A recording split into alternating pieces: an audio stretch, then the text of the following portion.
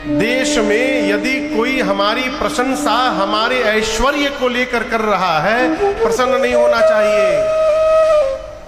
बतिया बुझाता? आइए सेठ जी आ गए, सेठ जी आ गए। इतनी बड़ी फैक्ट्री है इनकी, इतना बड़ा मकान है, इतना खेत है। इस प्रकार की प्रशंसा यदि हो रही हो, प्रसन्न न होइएगा। क्यों? ये जितना गिनाया जा रहा है, अरे सब कुछ छूटी, सब कुछ छूटी, केतनो तू खैबा जड़ी बूटी, पड़ी सब कुछ छूटी। का छुट्टी महाराज? बिल्डिंग आलीशान, संगमरमर के मकान हो। प्राण निकालते पहला काम घर से बाहर निकाला। जौन घर के मर मर के जीवन भर में बनवाए, एगो प्राण निकला, घरवा वाले पहले घर से बाहर निकालो। बिल्डिंग आलीशान, संगमरमर के मकान हो। सारा मृत्यु लोक के साधन समान हो। अरे जाई नाही साथे कौड़ी फूटी, जाए के सब कुछ छूटी। लेकिन यह लिखे बुझात का महाराज कि सब कुछ छूटी। इस ऐश्वर्य को लेकर यदि कोई जगत में प्रशंसा कर रहा है तो प्रसन्न न होइएगा। प्रसन्न कब होइएगा? जब कहीं जाने पर कोई कह दे कि देखिए भगवान के भगत जी यहाँ पर आ गए, तो प्रसन्न होइए। ये जीवन की सबसे बड़ी प्रशंसा। धन्यास्ते कृतिनः पिबन्ति सततम श्री राम नामामृतम। गोस्वामी तुलसीदास जी महाराज कहते हैं, जिस मनुष्य के कान सतत यानी निरंतर श्री राम नाम रूपी अमृत का पान करने में रत है, वो जीव धन्य है, वो जीव धन्य है। यहां भरद्वाज जी को श्री याज्ञवल्क्य जी ने कहा, अहो धन्य तब जन्म मुनि। क्यों धन्य है? क्योंकि आप भगवान शिव को अपने प्राण के समान प्रेम करते हैं। तुम ही प्राण सम प्रिय गौरी सा। और एक सूत्र याद रखिएगा। देखिए, आपसे निवेदन करूं, भक्ति का जीवन में सबसे पहला प्रभाव जो पड़ता है, जीवन से विरोध समाप्त हो जाता है। बुझाता? जब तक मन में विरोध भाव बना हुआ है किसी के भी प्रति, तब तक भक्ति आने में अवरोध है। बाबू बतिया बुझाता? विरोध, भक्ति पहला कार्य करती है, विरोध को समाप्त कर देती है। एक नाव में एक महात्मा चढ़े। उस नाव में विद्यार्थी भी 10-12 विद्यार्थी भी थे, युवा विद्यार्थी भी थे। महात्मा तो बेचारे अपन कमंडलू लिए, झोला लिए, दाढ़ी बढ़ाए, नाव पे चढ़े, तिलक लगाए, शिखा बढ़ाए। जैसे नदी में नाव आगे बढ़ी, बच्चे उनके साथ बरेखी करने लगे। कोई दाढ़ी नोचे, अरे जय हो जय हो, रीवा नरेश आगे का जय हो जय हो जय हो। हमारे आदरणीय महेश तिवारी जी, हमारे आदरणीय महापौर बोले, हमारे शुक्ला जी, गोविंद शुक्ला जी, गोविंद नाम है ना भैया के, गोविंद शुक्ल जी, और हमारी रीवा में पहली राम कथा कराने वाली बहन श्रीमती चंदा परिहार जी। सत्येंद्र जी भी आए का? आ रहे। जय हो, स्वागत स्वागत, विराजमान बैठे। तो क्या कह रहे थे? क्या कह रहे थे? हम भूले नहीं है। नाव जैसे आगे बढ़ी, बच्चे महात्मा जी के साथ बरेखी करने लगे। कोई दाढ़ी खींचने लगा, कोई चुटिया खींचने लगा, कोई झोली खींचने लगा। महात्मा बेचारे करे तो क्या करे? कोई धक्का दे रहा है, कोई पेट में खोद रहा है। नाव जब जैसे बीच नदी में पहुंची, भगवान ये दृश्य बर्दाश्त नहीं कर पाए, पूरी नाव कांपने लगी। भगवान की आकाशवाणी हुई। भगवान ने कहा, महात्मन कहिए, इन दुष्ट बालकों ने आपके साथ इतना दुराग्रह किया, गलत व्यवहार किया। आप एक बार इशारा करिए, मैं नाव पलट के सबको समाप्त कर दूंगा, आपको बचा लूंगा। भगवान ने क्या कहा? नाव पलट दूंगा, ये सारे दुष्ट बच्चे समाप्त हो जाएंगे, मैं आपको बचा लूंगा। महात्मा ने कहा, प्रभु आप नाव पलट सकते हैं? भगवान ने कहा, मैं कुछ भी पलट सकता हूं। फिर महात्मा जी ने कहा, प्रभु यदि आप कुछ भी पलट सकते हैं तो नाव न पलटिए, इन बच्चों की मति को पलट दीजिए कि आज के बाद किसी के साथ ऐसा व्यवहार न करें। इनकी मति को ही पलट दीजिए। ये क्या है? भक्ति का प्रभाव यही है कि भक्ति आने के बाद विरोध समाप्त हो जाए। और जब तक मन में विरोध भाव बना हुआ है, कितनों टीका लगा ले हम, है? कुछ होने वाला नहीं है। याज्ञवल्क्य ऋषि कहते, भरद्वाज जी, मैंने जानबूझकर आपको शिव चरित्र सुनाया। क्यों? शिव पद कमला जिनहि रति नारी। भगवान शिव के श्री चरण में जो प्रेम नहीं करता, वो मनुष्य राम ही ते सपने मेरे प्रभु श्री रघुनाथ जी उस मनुष्य को स्वप्न में भी नहीं देखना चाहते। किस मनुष्य को? जो भगवान शंकर को प्रेम नहीं करता।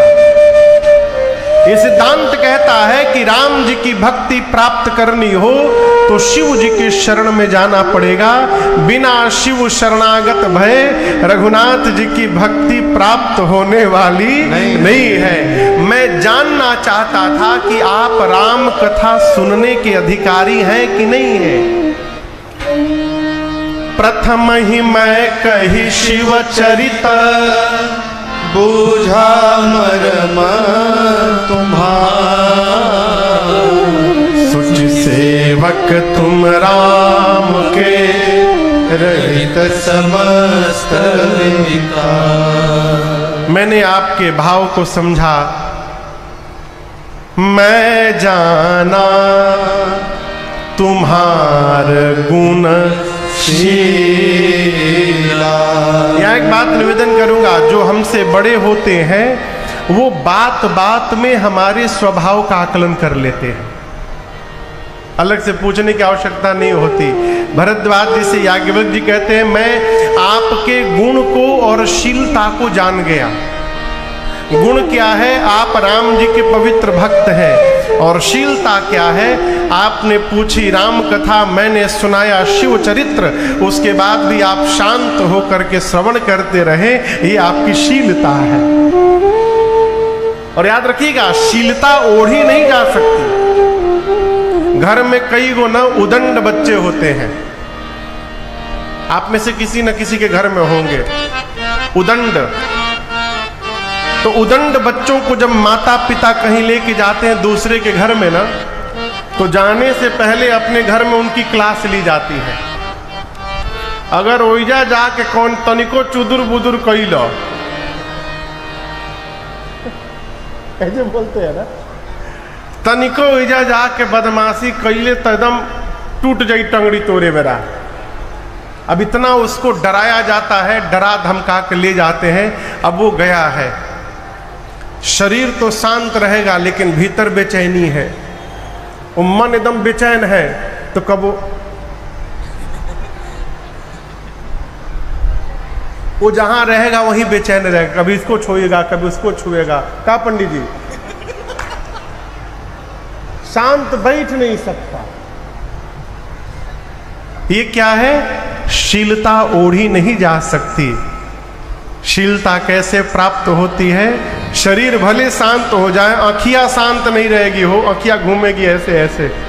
शीलता कैसे मिलती है? मानस में कहते हैं शील की मिल बिन बुध सेवकाय। जब तक अपने हाथों द्वारा अपने जीवन में अपने श्रेष्ठ की सेवा नहीं होगी तब तक शीलता प्राप्त होने वाली नहीं है। बाबूजी की सेवा, दादी की सेवा, दादाजी की सेवा, संतों की सेवा जब हाथ से बनेगी तब जाके शीलता प्राप्त होगी। ये एक दिन की यात्रा नहीं है, ये लंबी यात्रा है। इसलिए जीवन में प्रयास करिए शीलता का वर्ण हो जाए। इसके लिए श्रेष्ठ की सेवा में लगना पड़ेगा। याज्ञवल्क्य ऋषि कहते मैं आपके गुणशील को जान गया। अब राम जी की कथा सुनाने जा रहा हूं, ध्यान से सुनिएगा। कथा को प्रणाम करके भगवान श्री राम को और याज्ञवल्क्य ऋषि कथा को लेकर पहुंचे कहां? कैलाश पर्वत पर।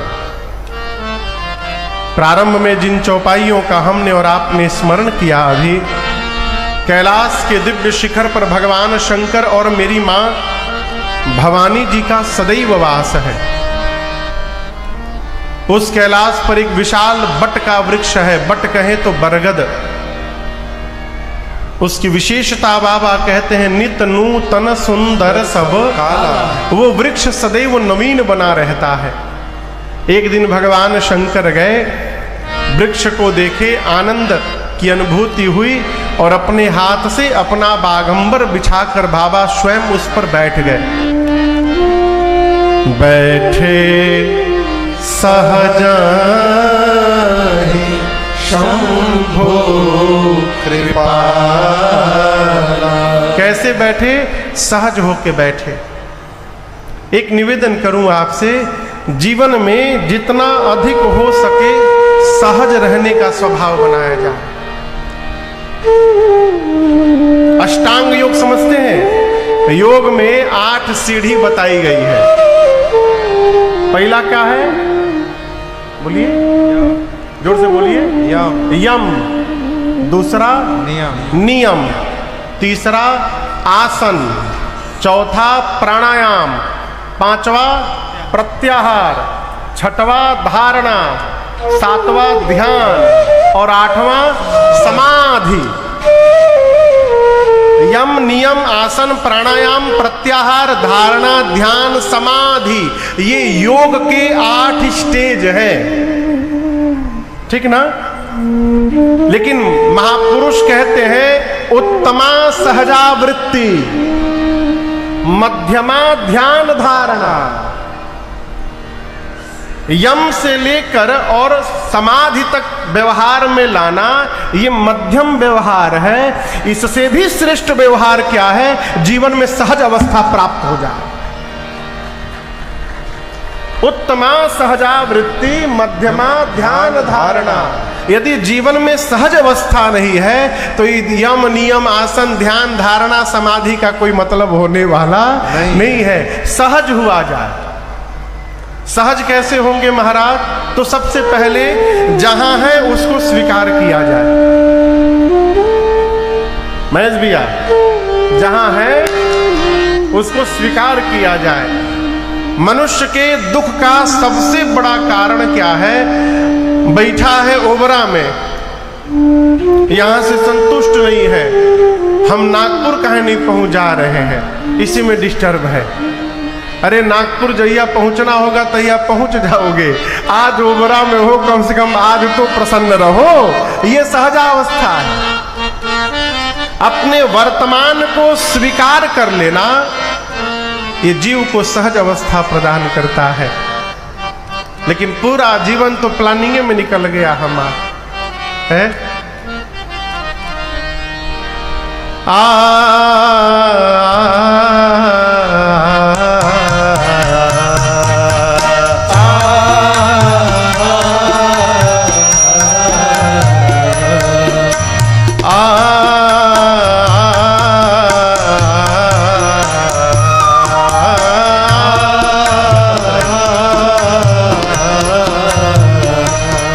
अनमोल तेरा जीवन यूं ही गवा रहा है। अनमोल तेरा जीवन यूं ही गवा रहा है। अनमोल तेरा जीवन यूं ही गवा रहा है। अनमोल तेरा जीवन यूं ही गवा रहा है। इस ओर तेरी मंजिल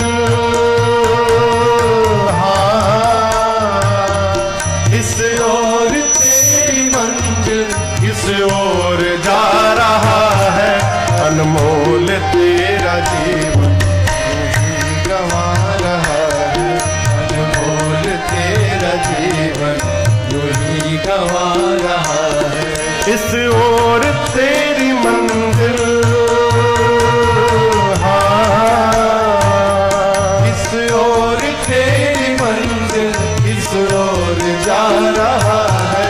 अनमोल तेरा जीवन यूं ही गवा रहा है।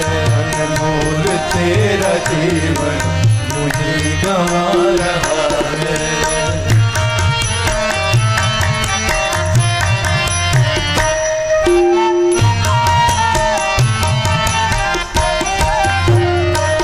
सपनों की नींद में ही ये रात ढल न जाए। सपनों की नींद में ही ये रात ढल न जाए। ओबरा में हो गया मकान, एक मकान अब काशी में बनाना है। ये सपना है, सावधान। सपनों की नींद में ही ये रात ढल न जाए। सपनों की नींद में ही ये रात ढल न जाए। पल भर का क्या भरोसा ये जान निकल न जाए। पल भर का क्या भरोसा ये जान निकल न जाए।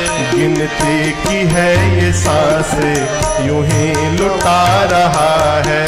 गिनती की है ये सांसें यूं ही लुटा रहा है। इस ओर तेरी मंजिल इस ओर तेरी मंजिल इस ओर जा रहा है। अनमोल तेरा जीवन यूं ही गवा रहा है। अनमोल तेरा जीवन यूं ही गवा रहा है।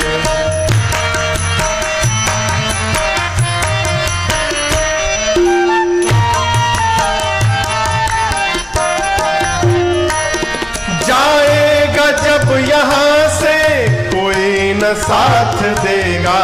जाएगा जब यहाँ से कोई न साथ देगा। इस हाथ जो दिया है उस हाथ जाके लेगा। इस हाथ जो दिया है उस हाथ जाके लेगा। कर्मों की है ये खेती फल आज पा रहा है। कर्मों की है ये खेती फल आज पा रहा है। इस ओर तेरी मंजिल किस ओर तेरी मंजिल किस ओर जा रहा है। अनमोल तेरा जीवन यूं ही गवा रहा है। अनमोल तेरा जीवन यूं ही गवा रहा है। अनमोल तेरा जीवन यूं ही गवा रहा है। अनमोल है ये जीवन कैसे गवा रहा है। बाबा बैठे सहज ही शंभु कृपाला। परम सहज अवस्था में जाकर भगवान शंकर कैलाश के वट वृक्ष के नीचे अपना आसन लगाएं। मां पार्वती जब बाबा को इस स्वरूप में बैठे देखी तो मैया दौड़ करके बाबा के पास गई। गोस्वामी जी कहते हैं, पार्वती भल अवसर जानी,